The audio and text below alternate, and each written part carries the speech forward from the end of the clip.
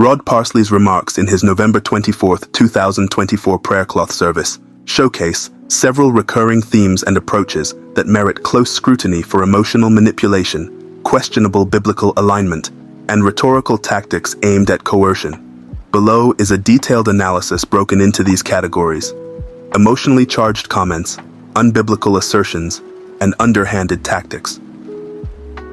Emotionally charged comments.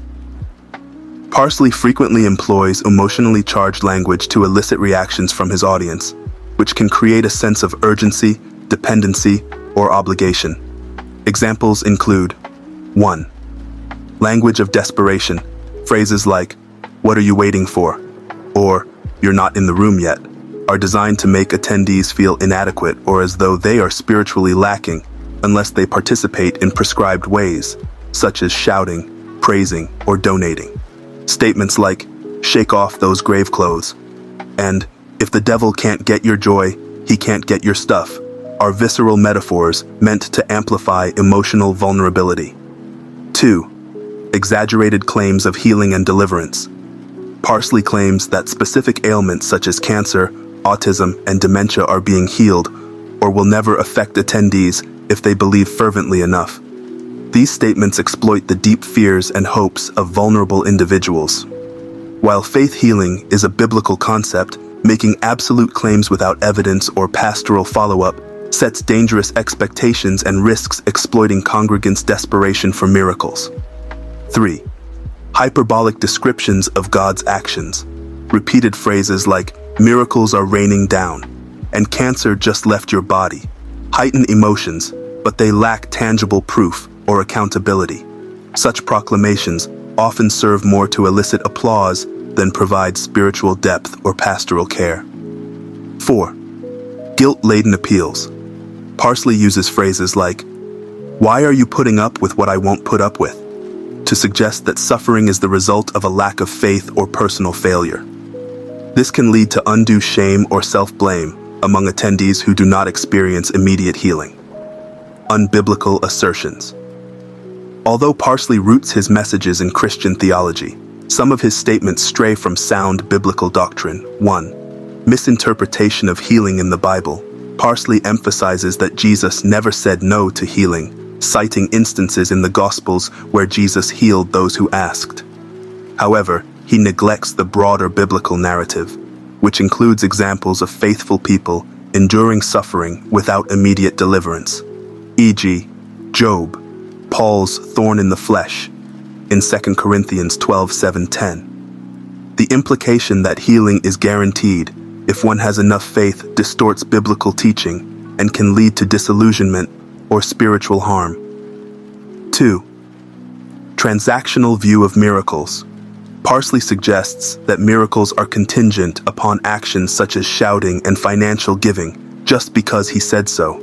This aligns poorly with the Bible's depiction of grace and miracles as unearned gifts of God.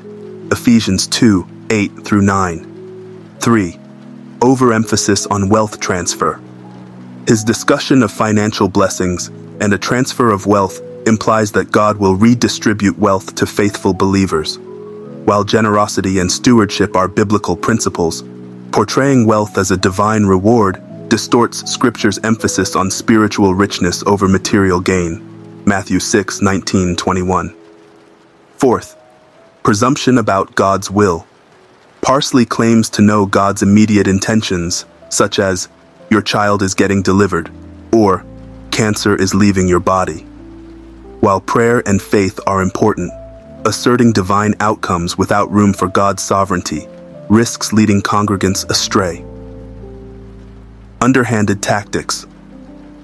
Parsley's tactics often appear calculated to elicit conformity, financial contributions, or emotional investment, sometimes at the expense of transparency and genuine faith development. 1. Demand for public displays of faith. Parsley urges attendees to demonstrate their faith visibly and loudly, using phrases like, "Get in the aisle," and "Stop being religious." This tactic pressures individuals to conform outwardly, potentially fostering performative spirituality rather than heartfelt worship. 2. Leveraging vulnerability.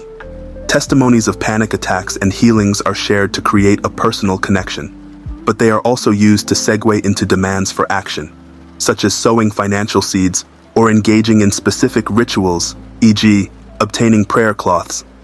Vulnerable individuals, particularly those struggling with health or financial crises, may feel manipulated into believing their breakthrough is contingent on adherence to Parsley's instructions. 3. Monetizing ministry. Repeated mentions of financial giving, such as tithes, offerings, and smart giving via text messages, are framed as keys to unlocking God's blessings. The emphasis on monetary contributions risks reducing worship to a financial transaction. Statements like, "God will do this when you do that," suggest a prosperity gospel theology that ties God's favor to human actions, contrary to the Bible's emphasis on grace. 4. Criticism of other churches and leaders.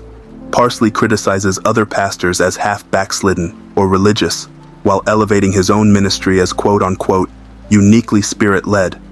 This undermines broader Christian unity and implies an exclusivity to his approach. 5. Use of fear to silence doubters. He dismisses critics and doubters with statements like, "You don't know nothing," and "You must never define your experience with God by any other experience." Such remarks discourage critical thinking and isolate attendees from external perspectives. Conclusion. Rod Parsley's remarks and tactics, as illustrated in the transcript, reveal a mix of impassioned preaching and manipulative strategies. While his messages may inspire momentary enthusiasm, they often lean heavily on emotionalism, distort biblical truths, and exploit the hopes and fears of his audience.